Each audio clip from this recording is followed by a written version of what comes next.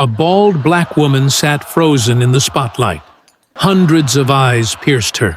The ballroom roared with laughter, cruel and merciless. Champagne glasses clinked in mockery. Whispers turned into shouts. They called her a mistake, a joke, nothing. But then, a man rose. His voice thundered across the hall. "Do you know who this woman is?" Silence. Fear. Faces collapsed. Because the woman they mocked was not a stranger. She was the wife of the man who owned the very floor they stood on. And by the time they realized it, the damage had already been done. Her name was Naomi Carter. She had been born in the southern heat, in a town where her skin was a curse, before she could even spell her name. As a child, she learned that some doors were not meant for her. Stores where clerks followed her mother down every aisle. Classrooms where teachers praised others while ignoring her raised hand. Church steps where whispers chased them out like shadows. But Naomi's mother had taught her something stronger than shame. She taught her to stand, to smile without lowering her gaze, to walk through the fire, even when it left scars. Naomi grew into a woman of quiet resilience. She had dreams bigger than her small town, but reality was heavy. Work was scarce. Racism was everywhere. She cleaned houses that were bigger than anything she had ever imagined living in. She scrubbed floors polished by children who mocked her accent and skin. She folded clothes for women who wouldn't look her in the eye. Still, she carried a quiet pride. In the evenings, she sat by the window of her small apartment, writing in a worn notebook. Lines of poetry, lists of dreams, promises to herself that life would not always look like this. It was during one of those evenings that fate shifted. A chance meeting. A stranger who saw her not as a servant, not as an outsider, but as a woman. His name was William. A man of wealth, sharp suits, and influence that stretched far beyond the neighborhoods Naomi knew. He was a businessman with connections that reached into politics, finance, and real estate. Their worlds should never have collided. But they did. William loved her laughter, the way it filled a room without permission. Naomi loved his belief in her, his insistence that she deserved everything she had been denied. They married quietly, away from the cameras, away from the world that would never understand. For a while, Naomi lived a rare peace. Their home was large, but she still kept her corner window for writing. She still carried her mother's voice like an anchor. But peace never lasts. Not for women like her. Whispers began, behind her back, among William's circles, behind perfect smiles at charity dinners. She heard the word gold digger. She heard charity case. She heard worse. Naomi ignored them. Until the illness came. The diagnosis was brutal, aggressive. The treatment stripped her hair, her strength, her comfort, but not her pride. When William's company hosted its annual gala, the most exclusive night of the year, Naomi insisted she would go, bald, scarred, fragile, but standing. It was the night that would expose everything, the night the masks of society slipped, the night Naomi Carter walked into a room where she was not welcome, and every smile turned into laughter. The ballroom glowed, like a palace. Chandeliers spilled light onto marble floors polished like mirrors. Gold-trimmed walls reflected gowns shimmering with sequins, and men wrapped in tailored suits. Waiters carried trays of champagne, their steps silent against the hum of violins. And then the music bent. It was subtle at first, a hush, like wind before a storm. Heads turned toward the entrance. A woman on William Carter's arm. Naomi, bald, beautiful, skin glowing against a simple black dress. But they didn't see beauty. They saw a target. The whispers started like sparks. She looked sick. Why would he bring her? Who even is she? The laughter followed, sharp, cutting. Men chuckled behind cigars. Women smirked into champagne flutes. Even the waiters exchanged glances. Naomi felt it. Every stare, every cruel giggle. Her hand tightened around William's, but he smiled at her as if nothing was wrong. As if love alone could shield her. But it couldn't. As the night stretched on, the cruelty deepened. A woman brushed past Naomi, muttering, "Charity case." A man raised a glass in a mocking toast. "To bald beauty!" The crowd roared. Naomi held her head high. Her mother's voice whispered in her bones, "Stand tall." But inside, her chest burned. She excused herself, walking toward the restroom. Alone, the walls pressed closer. In the mirror, she saw a woman stripped bare. No hair, no softness, just raw, fragile humanity. She breathed, straightened her spine, walked back out. But outside the restroom door, she heard them. Two women. Their words like knives. "She's embarrassing him. She's not wife material. She's nothing." Naomi froze. And then came the twist. One of the women laughed, then whispered, "I heard he only married her out of pity.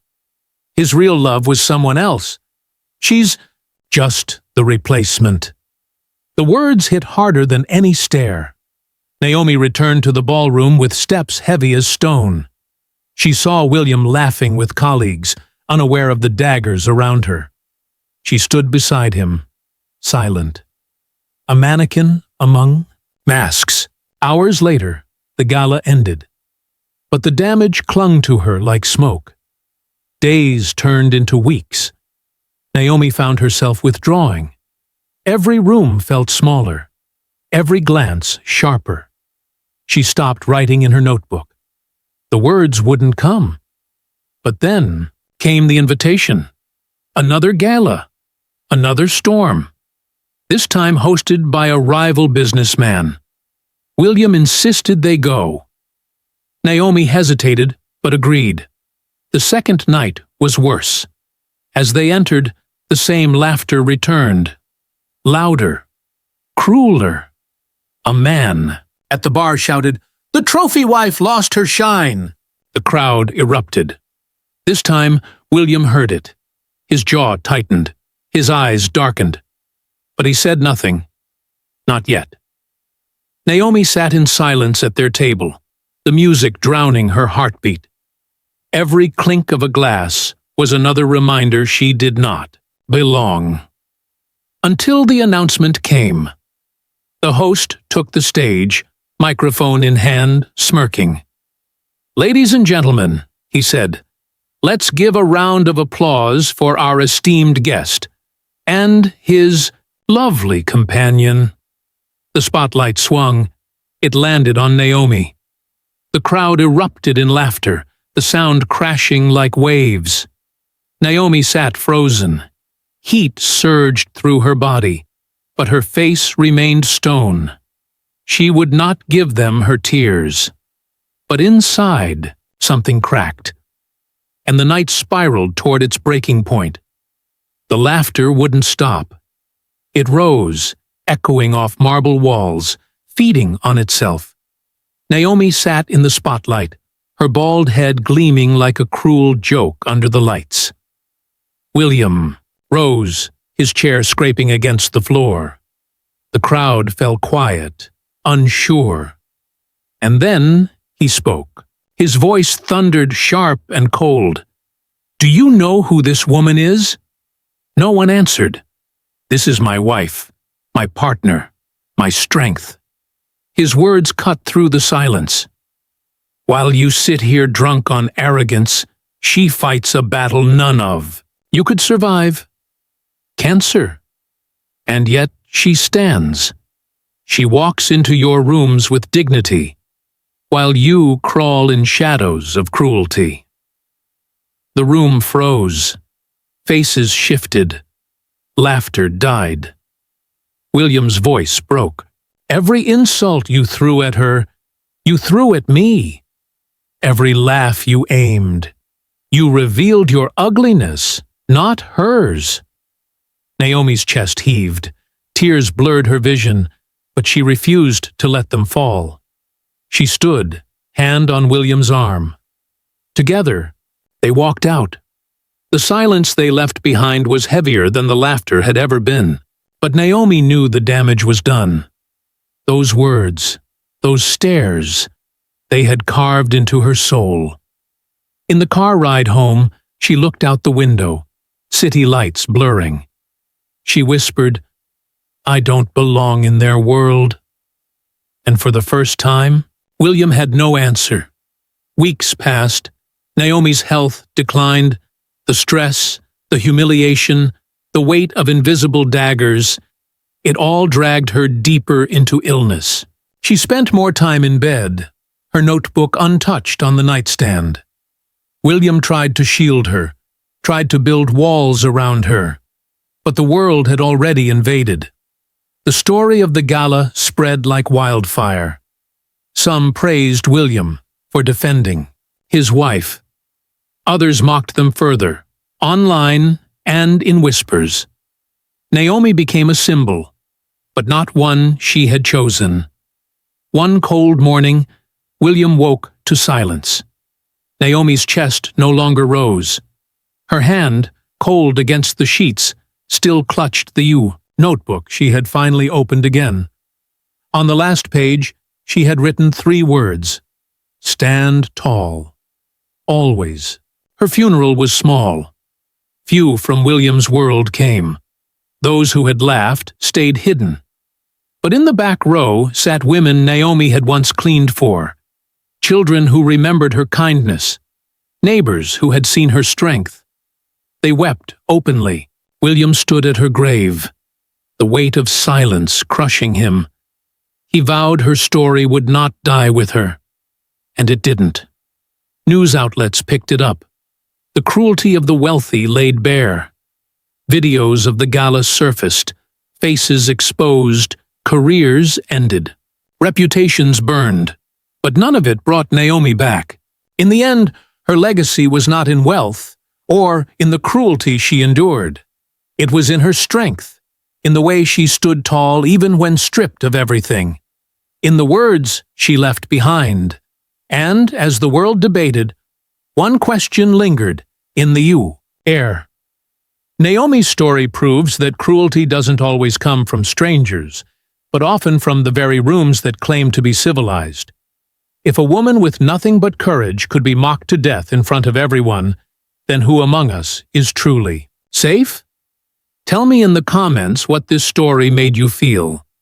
And don't forget to subscribe, because more voices like Naomi's deserve to be heard.